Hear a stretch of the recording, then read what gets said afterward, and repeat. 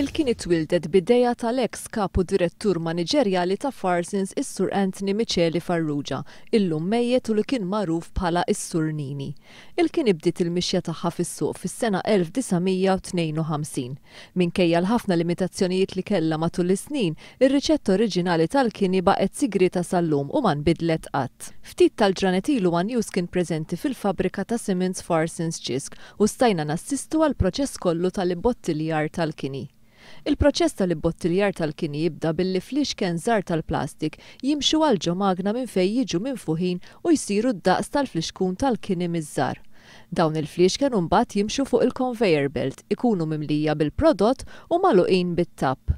Wara il-fliexken ikomplu jimxu għal ġo magna oħra fejn jitwaħħlu t-tabelli tagħhom. Wara li jeħlu t-tabelli, il-fliexken kollha jiġu sistemati fi gruppi ta' 6 u ppakkjati lesti għal fuq l-ixkafef. Illum il-kini qed tikseb suċċess anki barra minn xtutna. Fl-2010 il-kini kienet introdotta fir-Renju Unit u pajjiżi oħra madwar id-dinja, fosthom il-Kanada, il-Ġermanja, l-Afrika ta' fuq, is-Slovakkja, ir-Repubblika Ċeka u l-Awstralja.